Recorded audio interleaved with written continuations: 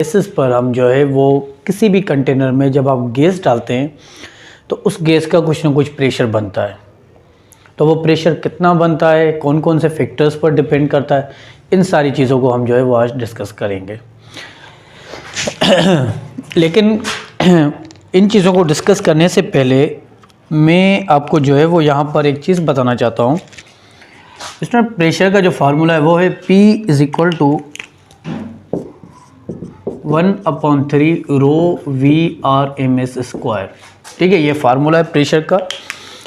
इसी को हमें जो है वो ड्राइव करना है, इसी चीज़ को हमें प्रूव करना है कि ये जो है वो कौन कौन से स्टेप से जो है वो गुजर कर फिर आता है। अब यहाँ पर हमारे पास जो रो है ये तो डेंसिटी ऑफ द गैस है, सबने पढ़ा है। रो जो है वो गैस की डेंसिटी को ही रिप्रेजेंट करता है। इसके अलावा यहाँ पर V/RMS लिखा है मैंने। V मतलब वेलोसिटी, लेकिन वेलोसिटी जो है वो √m² वेलोसिटी है। अब यहाँ पर प्रेशर जो है पूरी गैस का है, ये हमने यहाँ पर जो है वो √m² velocity. √m² velocity average velocity की तरह ही होती है, लेकिन एवरेज वेलोसिटी नहीं होती, ये एवरेज वेलोसिटी से थोड़ी ज़्यादा हमें मिलती है। असल में हमें मालूम है कि गैस के जो पार्टिकल्स हैं इस कंटेनर में वो बहुत ज़्यादा हैं। ठीक है, ज़्यादा नंबर में सारे पार्टिकल का किसी की वेलोसिटी कम होगी, किसी की वेलोसिटी ज़्यादा होती है। अब ओवरऑल अगर हम सारे मॉलिक्यूल्स की जो वेलोसिटी निकालते हैं इसे हम एवरेज वेलोसिटी कहेंगे। ठीक है, अगर हम जनरल फॉर्म में सारों की वेलोसिटी को जो है वो हम एक एवरेज बताएं तो उसे हम एवरेज वेलोसिटी कहेंगे। अब मॉलिक्यूल्स की अगर हम एवरेज वेलोसिटी निकालते हैं तो वो हमें ज़ीरो मिलती है, क्योंकि कुछ पार्टिकल्स जो हैं वो पॉजिटिव एक्स एक्सिस की तरफ मूव कर रहे हैं, कुछ पार्टिकल नेगेटिव एक्स एक्सिस की तरफ मूव कर रहे हैं। अब एवरेज में हम वेलोसिटी के मैग्नीट्यूड डायरेक्शन दोनों को डिस्कस करते हैं। अगर इस डायरेक्शन में प्लस आ रहा है, इस डायरेक्शन में माइनस आ रहा है, इसका सम अप करेंगे तो हमें ज़ीरो मिलेगा। ठीक है, अगर पॉजिटिव वाई एक्सिस में कुछ पार्टिकल्स मूव करें, कुछ पार्टिकल नेगेटिव वाई एक्सिस में मूव करें, अगर हम दोनों का सम निकालते हैं तो हमें ज़ीरो मिलेगा। तो इस हिसाब से पार्टिकल मोशन तो कर रहे हैं, लेकिन जब हम इसकी एवरेज वेलोसिटी निकालते हैं वो एवरेज वेलोसिटी हमें ज़ीरो मिलती है।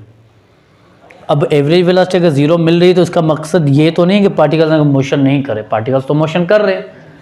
फिर हमें जो है वो जो एवरेज वेलोसिटी है वो हमें ज़ीरो मिलती है, जो कि इस चीज़ को अच्छे से रिप्रेजेंट नहीं कर रही। तो वेलोसिटी जो है ओवरऑल निकालने के लिए हम एवरेज के बजाय √m² वेलोसिटी लेते हैं, क्योंकि इसमें हमें वैल्यू मिलती है और ये अच्छे से रिप्रेजेंट करता है कि पार्टिकल की कुछ ना कुछ वेलोसिटी है यहाँ पर। तो मैंने यहाँ क्वेश्चन लिखा है, why we use √m² velocity instead of average velocity. हम यहाँ पर जो है वो क्यों एवरेज वेलोसिटी यूज़ नहीं करते, हम √m² वेलोसिटी क्यों यूज़ करते हैं? इसका जवाब है, in the kinetic molecular theory we use √m² velocity instead of average velocity because the RMS velocity is better representation of the velocity distribution of gas molecules. क्योंकि ये जो है वो अच्छी रिप्रेजेंटेशन जो है वो देती है हमें। √m² वेलोसिटी जो मॉलिक्यूल की वेलोसिटी की डिस्ट्रीब्यूशन है उसकी अच्छी रिप्रेजेंटेशन देती है, इसीलिए हम इसको यूज़ करते हैं। एवरेज हमें जो है वो हर हाल में ज़ीरो ही मिलनी है, जो कि मॉलिक्यूल्स की वेलोसिटी ज़ीरो तो नहीं होती, तो इसीलिए हम उसको यूज़ नहीं करते, हम RMS को जो है वो यूज़ करते हैं। आप सबसे पहले इसको जो है वो नोट कर लें, उसके बाद हम ड्राइव करते हैं कि ये फार्मूला हमें जो है वो कैसे मिलता है। जी स्टूडेंट्स, तो अब हम जो है वो बाकायदा प्रेशर का जो फार्मूला है P = √v/RMS², उसको ड्राइव करने जा रहे हैं। इसमें यहाँ पर सपोज करें कि आपके पास एक कंटेनर है।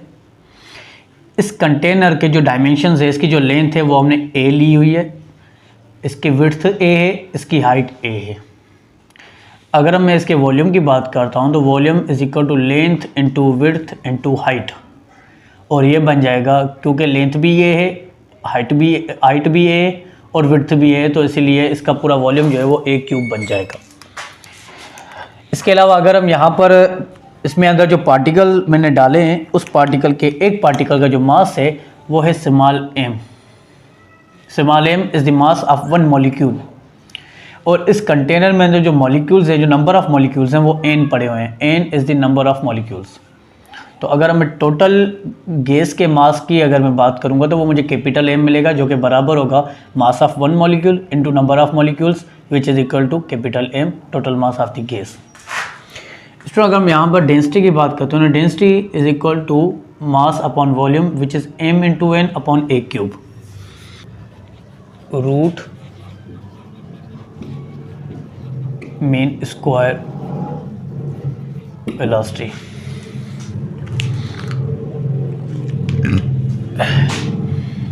VRMS is equal to under root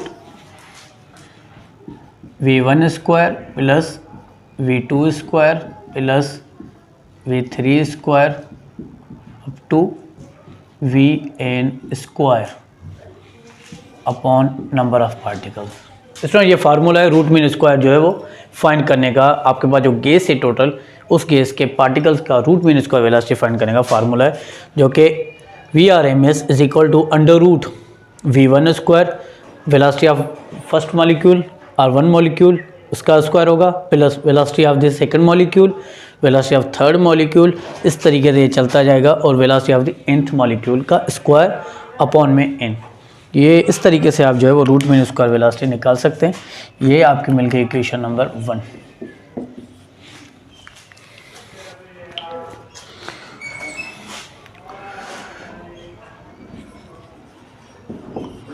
Consider a particle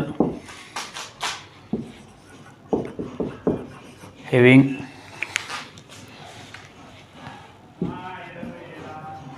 mass m moves with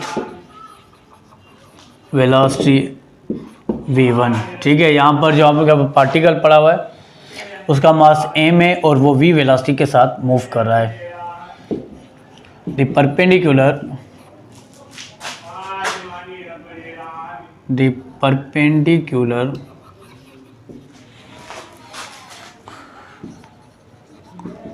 components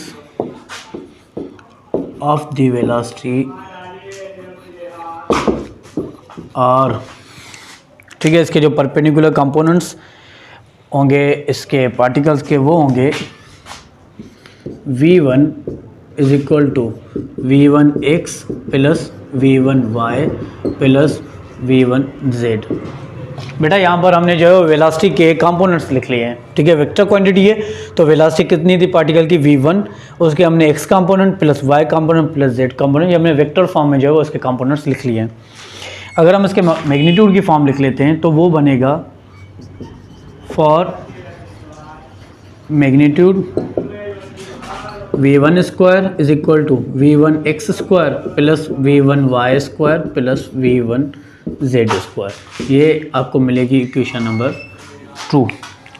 ठीक है बेटा, ये आपको जो है वो इक्वेशन नंबर 2 मिलेगी। इसको फ़ौरन से लिख लें ताकि हम जो है वो उसको आगे बढ़ाएं।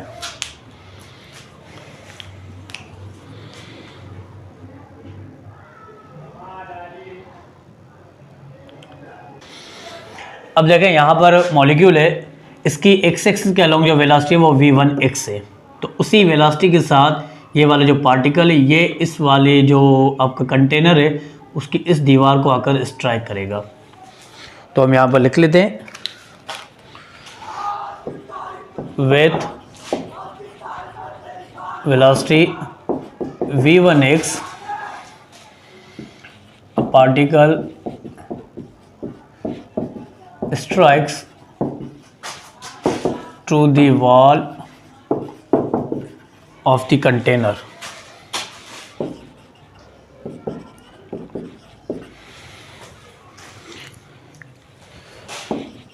and get reflected। ठीक है, ये यहाँ पर आएगा, इस डायरेक्शन में मूव करेगा, इस वॉल को लगने के बाद ये ऑपोजिट डायरेक्शन में वापस जो है वो रिफ्लेक्ट हो जाएगा या बाउंस बैक हो जाएगा। अब इसी रिफ्लेक्शन की वजह से क्योंकि डायरेक्शन चेंज हो रही है, यहाँ पर पॉजिटिव एक्स एक्सिस में आ रहा है और जो वापस जा रहा है तो इसकी वेलोसिटी जो है वो नेगेटिव एक्स एक्सिस में आ रही है। मतलब वेलोसिटी यहाँ पर जो है वो डायरेक्शन की वजह से चेंज हो रही है। पार्टिकल का मास m है, इसके बाद वेलोसिटी v थी, तो इसका जो मोमेंटम है जब यहाँ आ रहा है तो उसका मोमेंटम पॉजिटिव एक्स एक्सिस की तरफ है, और जब अपोजिट डायरेक्शन में जाएगा तो उसका मोमेंटम जो है माइनस नेगेटिव एक्स एक्सिस की तरफ है, तो उसका मोमेंटम जो है वो चेंज हो रहा है। हम यहाँ पर लिख सकते हैं then change in momentum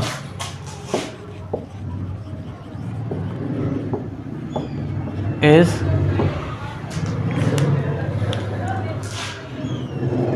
delta P X is equal to M V one X minus M V one X. ठीक है स्टूडेंट्स, तो यहाँ पर जा रहा था, इसका मास m था, इसकी वेलोसिटी v1x थी, तो इस डायरेक्शन में पॉजिटिव की तरफ जा रहा था तो mv1x, ऑपोजिट डायरेक्शन में आ रहा था तो माइनस mv1x। तो इसीलिए change in momentum along x axis, momentum इसका टोटल बनेगा 2mv1x। अब यहाँ पर पार्टिकल जा रहा है, ठीक है, इसको लगेगा यहाँ आएगा, फिर इसको लगेगा यहाँ आएगा, तो कॉन्जिक्यूटिव जो स्ट्राइक होगा इसमें इसको टाइम कितना लगेगा। पार्टिकल यहाँ पहले इनिशियल पोजीशन पर था, इस कंटेनर की इस दीवार को लगेगा, लगने के बाद वापस यहाँ आएगा, उसके बाद फिर यहाँ आएगा, फिर वापस अपनी पोजीशन पर आ जाएगा। तो इस कॉन्जिक्यूटिव स्ट्राइक में इसको टाइम कितना लगेगा, उस टाइम को हम लिख लेते हैं, time for consecutive strike is. ठीक है, तो हमें जो है वो सिंपल मैकेनिक्स में हमें फार्मूला पता है, S is equal to V multiply by T, तो T is equal to S upon V. T is equal to, बेटा यहाँ पर S देखिए कितना कवर करा, ये यहाँ पर था, यहाँ से लेकर यहाँ तक आएगा, फिर वापस आएगा, कितना डिस्टेंस कवर करेगा A, उसके बाद फिर वापस इस दीवार में लगेगा, बीच वाली पोजीशन पर आएगा, कितना कवर करेगा A, तो A plus A is equal to 2A upon इसकी वेलोसिटी कितनी है v1x, तो v1x जो है वो इसकी वेलोसिटी है, और ये जो है वो इस रफ्तार के साथ यहाँ पर मूव कर रहा है। इक्वेशन नंबर 1 थी वो 2, ये इक्वेशन नंबर 3। तो इस तरीके से हम जो है वो लिख सकते हैं। अब न्यूटन के सेकेंड लॉ से हमें मालूम है F is equal to M A. ठीक है, यहाँ से अगर हम बात करते हैं F is equal to M A. अब इसी इक्वेशन को थोड़ा मॉडिफाई करते हैं, या इसकी जो ओरिजिनल फॉर्म है उसमें लाते हैं इसको। F is equal to M, acceleration is nothing but it is rate of change of velocity, तो F is equal to delta M V into P upon delta T, means change in momentum या change in linear momentum, rate of change of linear momentum is called force. तो हम force को लिख लेते हैं कि force जो है जब पार्टिकल मोशन कर रहा है तो दीवार पर लगने के बाद कितनी उस पर फोर्स लगाएगा। Force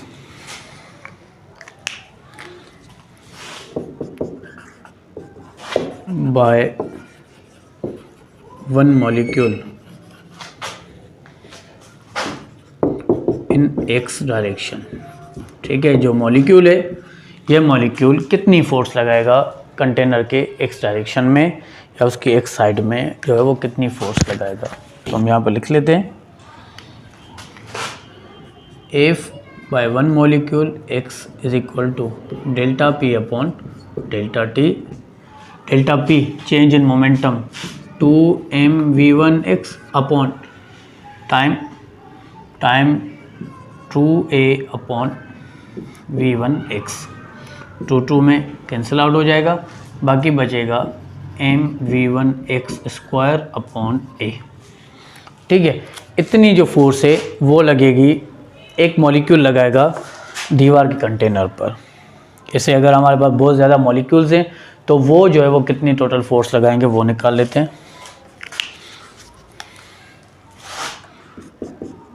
force by all molecules in X direction, सारे पार्टिकल्स कितनी फोर्स लगाएंगे, तो Fx is equal to m upon a v1x square plus v2x square plus v3x square up to vnx square. ठीक है, ये सारे पार्टिकल्स जो हैं वो फोर्स लगाएंगे कंटेनर के एक्स डायरेक्शन में। उस दीवार में जो है जो भी पार्टिकल मूव करेंगे तो एक्स एक्सिस में इतनी फोर्स लगेगी। इसको लिख लें, फिर हम जो है वो प्रेशर निकालते हैं कि प्रेशर कितना होगा।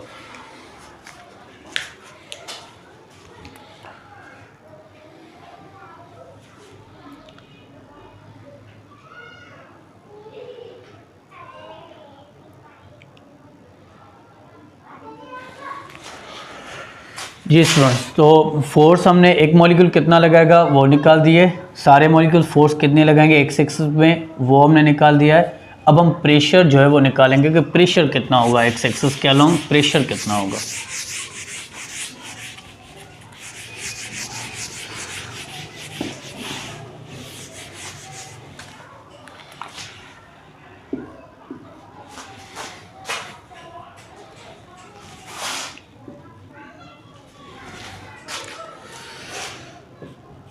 Pressure in X direction. Student pressure का हमें फार्मूला मालूम है, P is equal to force upon area. तो प्रेशर आप एक्स एक्सिस की बात करें तो फोर्स भी एक्स एक्सिस में लगेगी अपॉन एरिया।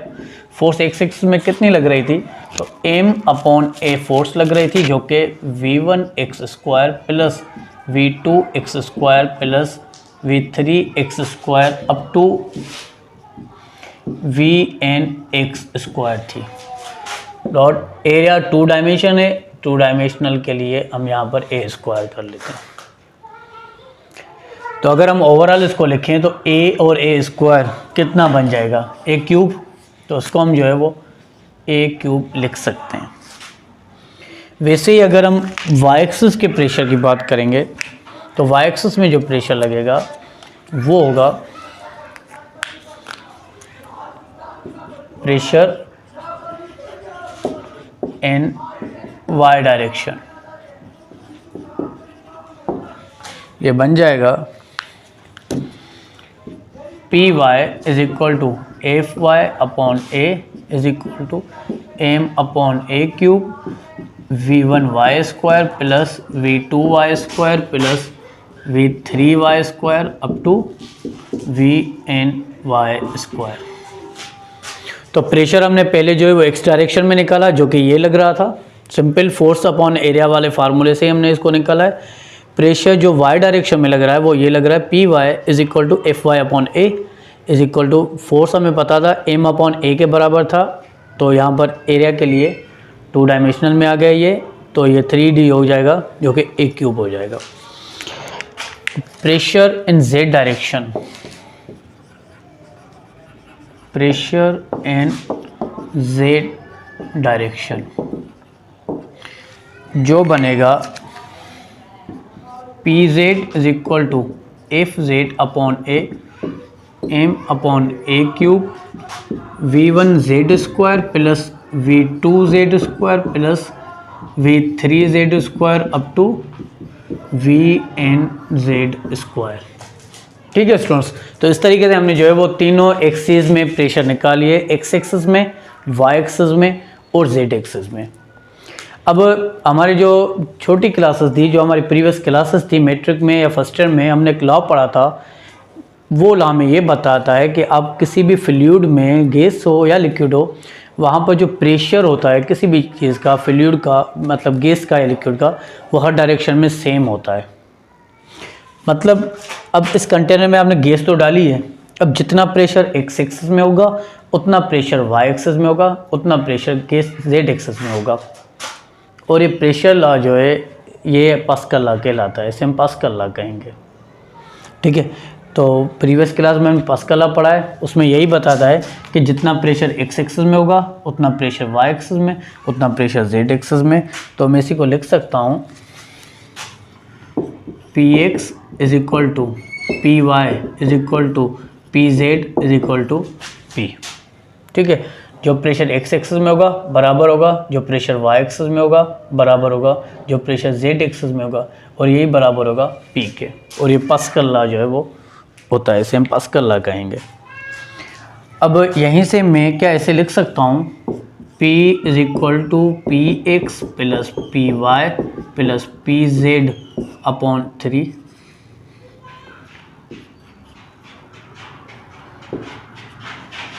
ठीक है, इस तरीके से हम जो है वो उसको लिख सकते हैं। तो इसी फार्मूले को यूज़ करके हम इसको आगे बढ़ाएंगे। P is equal to P X plus P Y plus P Z, तो हम ओवरऑल जो है वो उसको लिख लेते हैं m upon 3a cube V one X square plus V one Y square plus V one Z square plus V two X square plus v2y² plus v2z² up to vnx² plus vny² plus vnz²। लेकिन हम इसको जो है वो बंद कर देंगे। इसमें हम याद हो आपको इक्वेशन नंबर 2 जो हमने लिखी थी, जो कि मैग्नीट्यूड फॉर्म थी पूरे की, वहाँ पर v1x² v1y² v1z² बराबर था v1² के। तो अगर ये पूरा इसको अगर हम v1² लिखते हैं कोई मसला नहीं होगा, अगर हम इसको v2² लिखते हैं कोई इशू नहीं होगा, अगर हम इसको vn² लिखते हैं तभी भी जो है वो कोई इशू नहीं होगा, क्योंकि हमने मैग्नीट्यूड वाली फॉर्म पिछले जो है वो बोर्ड पर पढ़ी थी। तो इसी चीज़ को हम लिख सकते हैं यहाँ पर p = m/3a³ v1² plus v2² plus v3² up to vn²। ठीक है स्टूडेंट्स, तो इस तरीके से जो है हम इसको लिख सकते हैं। इसको लिख लें, नोट कर लें इसको, उसके बाद आगे जो है वो हम इसकी फाइनल जो है वो स्टेप्स पर आते हैं।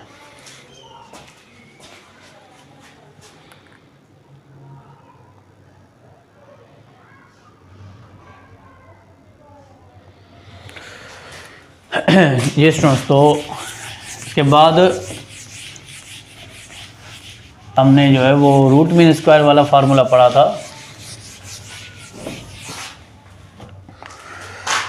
ठीक है स्टूडेंट्स, तो रूट मीन स्क्वायर वाला हमने अंदर फार्मूला पढ़ा था, मैं आपको याद दिलाता चलूँ।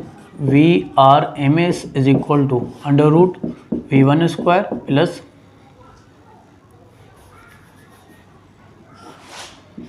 v1² plus v2² plus vn²/n। अगर मैं इस रेडिकल को यहाँ लेके आऊँ, इसको स्क्वायर दे दूँ, तो इसमें जो है वो कुछ नहीं होगा। VRMS² = v1² plus v2² plus v3² up to vn²/n। और अगर मैं n को यहाँ से मिटाकर यहाँ लिख लूँ, या डिवाइड हो रहा है यहाँ कर मल्टीप्लाई हो जाएगा, तो कुछ इस तरीके से यहाँ पर जो है वो आ जाएगा। अब v1² v2² v3² vn² बराबर हो गया n VRMS² के रूट मीन स्क्वायर वेलोसिटी से। तो इस पूरे की जगह हम जो है वो VRMS² इंटू n कर देंगे इसको। ये बन जाए p = m/3a³ into n into VRMS²। ये स्टूडेंट्स, तो आप इसको जो है वो सिंपल जो है वो ऐसे लिख सकते हैं। अब यहाँ पर आ गया mass of one molecule into number of molecules which is equal to total mass of the gas. और a³ हमने इनिशियली पढ़ा था, a³ बराबर होता है वॉल्यूम के, तो हम इसको लिख सकते हैं p = total mass of gas upon 3 into VRMS²। Mass पर unit volume is equal to density, तो यह बन जाएगा p = 1/3 rho VRMS²। This is the formula for the pressure of the gas which is contained in a container। ठीक है, hence root. तो बेटा ये यहाँ पर फार्मूला है फाइनल प्रेशर का, जहाँ से हमें पता चलता है कि जो प्रेशर है वो डिपेंड करता है जो पार्टिकल्स हैं उसकी वेलोसिटी पर। अगर आप वेलोसिटी को बढ़ाते हैं तो प्रेशर बढ़ेगा, वेलोसिटी को कम करेंगे तो प्रेशर कम होगा। ये जो है वो पूरी डेरिवेशन थी प्रेशर की, जो कि हमने काइनेटिक मॉलिक्यूलर थ्योरी के बेसिस पर की। अगर इसमें आपको कोई स्टेप समझ में नहीं आया हो या कोई